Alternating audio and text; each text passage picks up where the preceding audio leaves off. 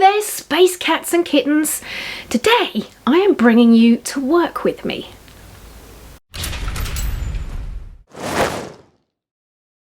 Yes, it's like one of those bring your kids to work with you, except you're not my kids. They should start a bring your YouTube subscribers to work with you. That would make so much more sense. So I've been doing illustrations for Style of Wight, a really fab magazine that we've got here on the island, and I'll link to their website below. They are a very high-end, beautifully photographed, well edited and nicely written magazine that showcases all of the things on our lovely island. And they also do a children's story writing competition every year. And this year I get to illustrate those stories. So I've already done about 3, I think, and I've got probably another 3 to go. The winners get to go in the magazine itself, and they get my illustration as a prize as well. It's time to do the next one, so come on, let's get to work. The first job is to read through the text and find anything that is really relevant to whatever needs to be in the pictures.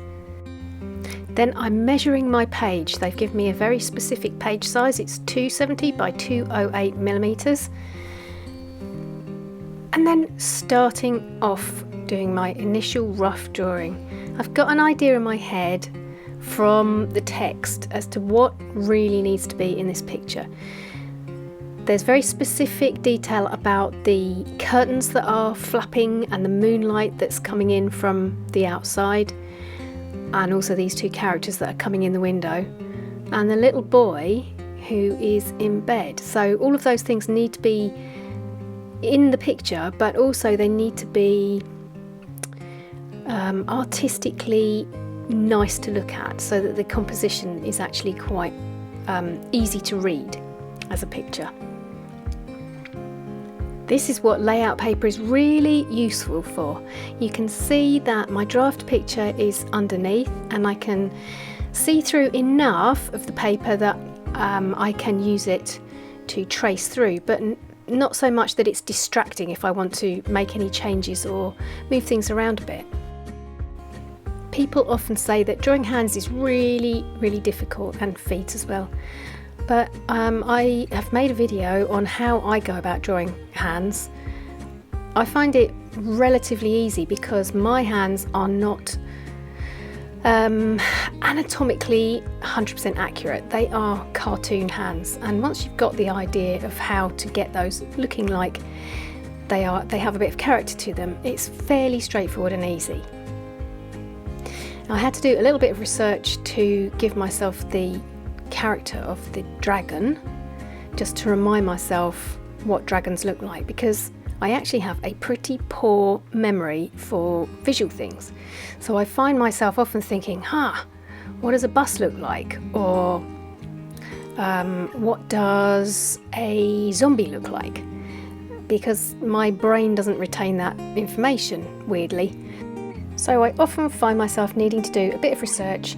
What do buses look like? How do other people draw zombies? And then I decided to do a second version of the same picture, just to give the client an option as to what they would like to see in their magazine. After some deliberation, they chose the first one of the 2 of them coming through the window, so I inked it up on watercolour paper with my Tombow Fudenosuke soft-tipped brush pen. And these are great for drawing with. I would recommend you give them a go. People use them quite often for lettering, but they're also lovely for drawing.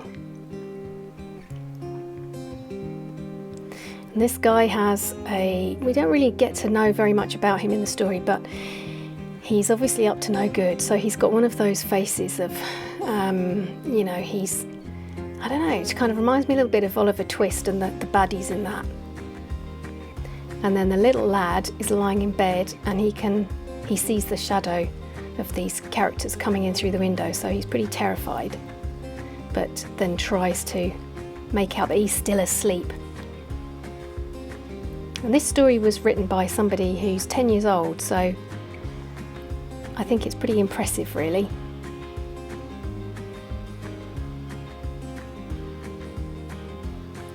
First job to do is I'm going to put some sky, some very dark blue sky in so that you can see the moon, because the moonlight features quite strongly in the narrative.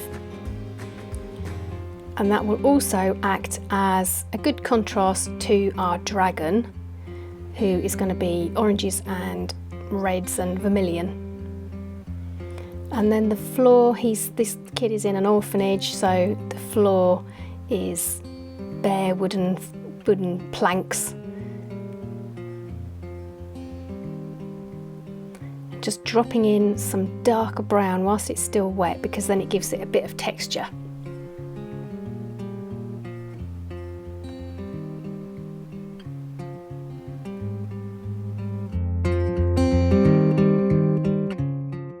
I considered the colour of the blanket for quite some time because he's a poor child, so it's not going to be a nicely bright coloured tartan kind of thing, but on the other hand I don't want it to be too brown because there's lots of brown and oranges already in the room.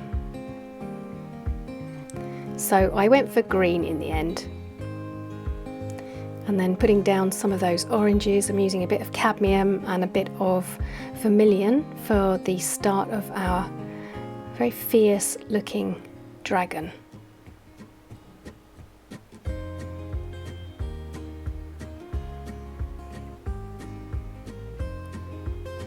And then just building up the layers and thinking where the shadow might be, because of course he's got the moonlight behind him.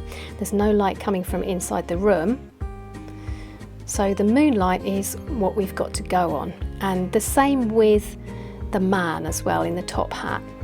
Where is the light going to hit him? He's got a white shirt on, so to show that it's white, I've given him a bit of blue highlights. But the rest of his clothing was specified in the story.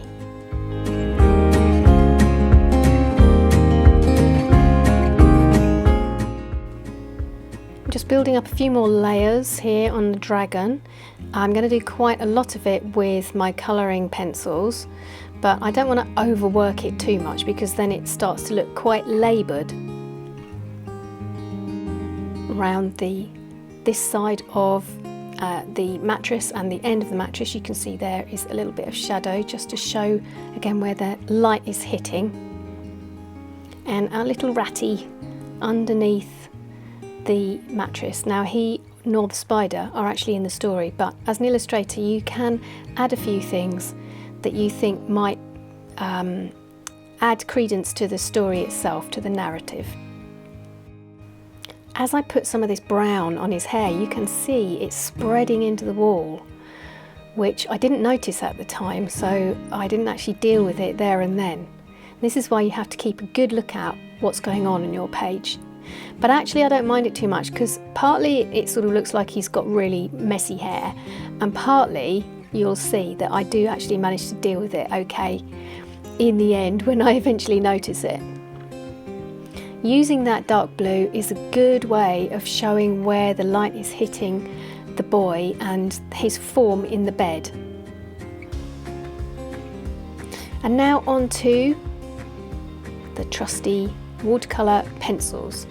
I'm putting in some details and some light and dark just where I think it's necessary, like on his eyeballs. That sort of shows that his eyebrows are massive, and also to give him some pupils as well, because he's described as a very fiery sort of character. Some details in the moon, and also on that white window frame and windowsill. And these are pencils that you can, they're made from watercolour pigment, so if you get a damp brush you can actually mix it and blend it and also bring up the saturation of those colours quite a bit. So under the bed there's our little ratty again. Give him some more colour, and then a little bit more of my damp brush, just giving that dragon some more of that saturated pigment from the pencil.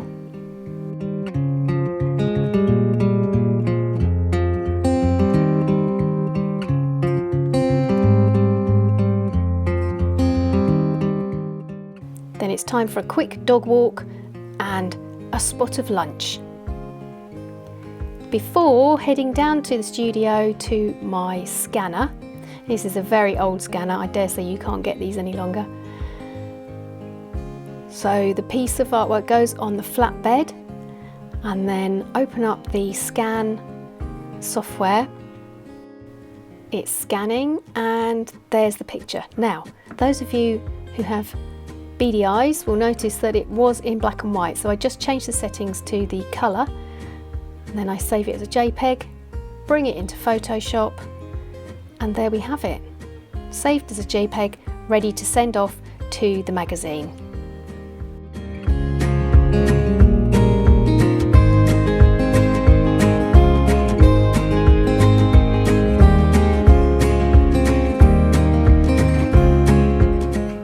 If you'd like further artist tutorials, I have a variety of short courses that will help you. There are real-time sessions looking at painting, drawing and marker pens, among others. And if you're keen on producing your own book, there is a more in-depth course on what you need to know about self-publishing a book with illustrations. That covers making key decisions, how to make layouts and dummy books, rhythm and pacing, as well as several tutorials on illustrating a book and a look at the tech. You can either hop over to my website or join me on Patreon for more information. Go on, give it a go! Well, thanks for keeping me company. Well done for making it this far through the video. Do you know, being an illustrator, it's sometimes quite a lonesome job. I don't mind it because I'm quite an introverted person, but it is kind of nice to know that there's someone out there kind of working alongside me too. So I'm really grateful for you being there. Next week I am unravelling the story of Peter Pan, and more importantly to me, Tinkerbell. I do love a good fairy. I'm off to practice my tinkling. I will see you next week. Nanu nanu.